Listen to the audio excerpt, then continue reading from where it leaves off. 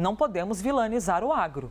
Tem muita gente honesta que faz tudo corretamente, que inclusive dá exemplo. Mas você não pode colocar no mesmo pacote culpabilizar os bons por causa dos ruins. Tem muita gente, muita indústria, agricultura familiar, então nem se fala agricultura familiar, que faz um trabalho fantástico, que faz o negócio correto, mas a gente tem aqui de pontuar. Pedro, aqui no estado de São Paulo, por exemplo, o que costuma aparecer desse fogo criminoso? Que tipo de cultivo geralmente é aquele que mais, não sei, desmata ou coloca fogo? O de cana-de-açúcar, Elisa, é o principal. Bom dia para você, para Basília, para o Theo, para quem acompanha a gente aqui na CNN. O cultivo da cana-de-açúcar é o que tem mais focos de incêndio desde o início das operações, dos trabalhos do Corpo de Bombeiros do Estado, dias atrás, quando a gente viu, inclusive, o início dessas prisões que já ultrapassaram 15 pessoas, né, ao longo dos últimos dias aí no estado de São Paulo. Conversando com os prefeitos, Elisa, a gente tem um panorama do que está acontecendo. Há lugares onde você tem o foco de incêndio mais forte, outros lugares onde você tem incêndios mais pontuais, mas de fato existe, do ponto de vista prático, uma análise de que 99,9% dos incêndios são provocados pelo homem. São incêndios que você tem, de alguma forma, uma ação humana. Ou acidente, alguém que joga uma bituca de cigarro numa rodovia e isso pega fogo ali na vegetação, ou incêndio criminoso mesmo. A gente viu algumas cenas de pessoas ateando fogo a áreas de mata e vegetação. Alguém meio virado das ideias vai lá, deixa eu aqui jogar um... Tem vários motivos pelos quais a pessoa pode colocar fogo numa área de mata, né?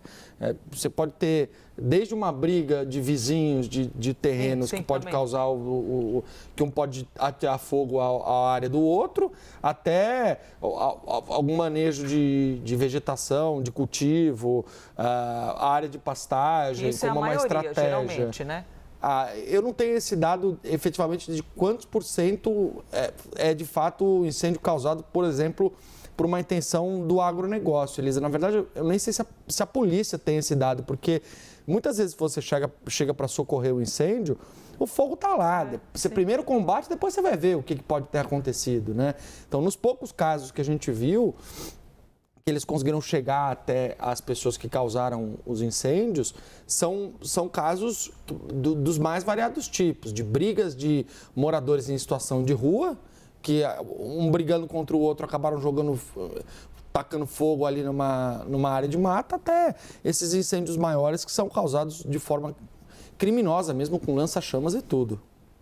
Se tem gente que dá cadeirada, né? Por que não ia colocar exatamente.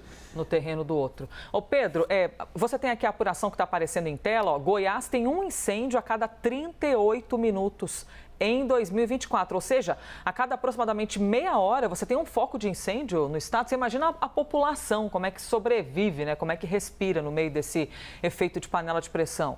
Exatamente, Elisa. Eu estou tentando levantar alguns dados com os estados para poder dar a dimensão da frequência dos incêndios aqui no Brasil.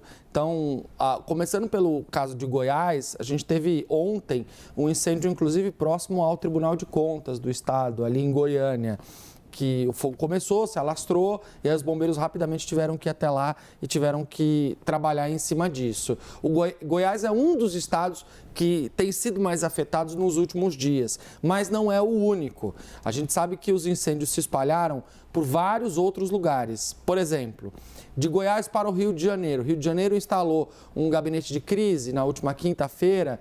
E em 4 dias, vou até pegar o número exato aqui para garantir que a gente não está dando nenhuma informação errada. Em 4 dias foram 1.389, aliás, em 5 dias, 1.389 incêndios florestais em todo o estado. Então, quinta, sexta, sábado, domingo e segunda-feira. Esse levantamento termina de ontem para hoje às 8 horas da manhã, 3 focos ativos no combate aos incêndios do Rio de Janeiro.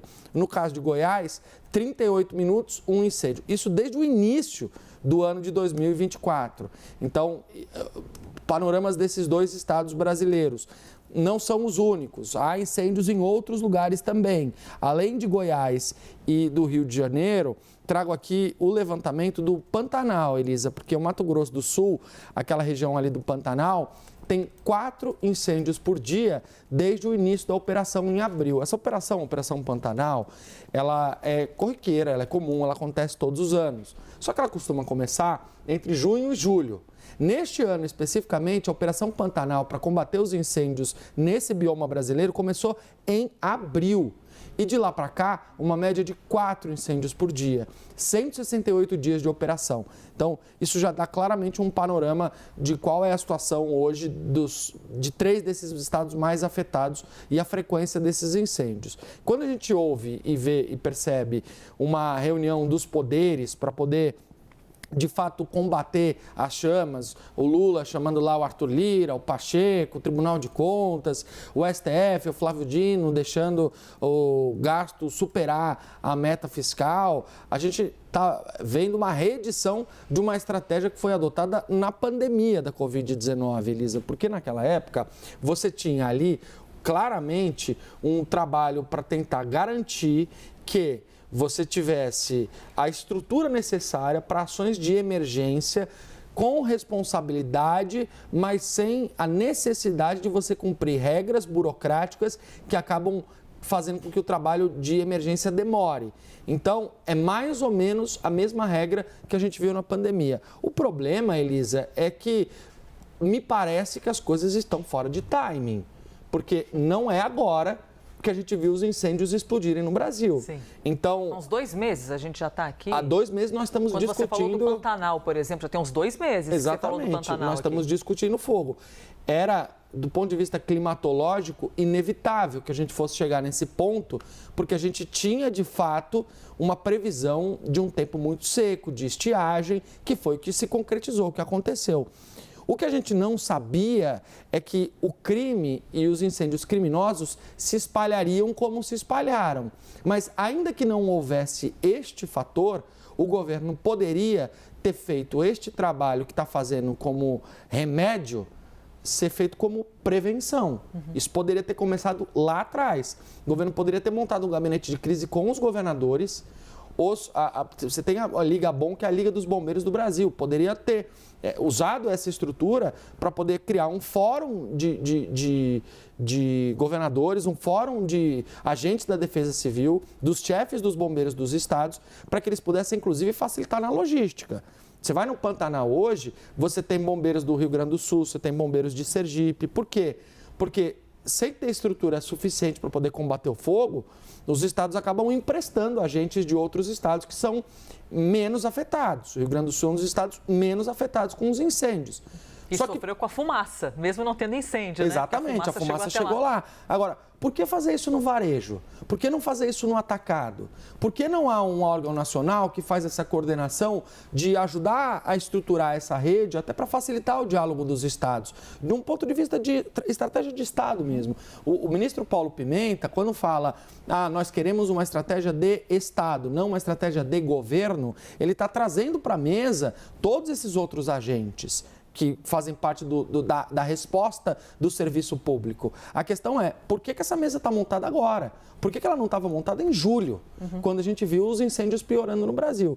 Então, se o ministro Ricardo Lewandowski quer discutir o SUSP, que é o Sistema Único de Segurança Pública, as queimadas brasileiras poderiam ser um ótimo incentivo para que ele começasse a debater isso do ponto de vista do combate às chamas. Então, já que existe uma necessidade, uma demanda urgente, começa a colocar em prática essa estratégia de criar uma rede, de criar um sistema agora, para resolver o problema que está na nossa frente, está no nosso nariz, que é essa fumaça que se espalha pelo Brasil.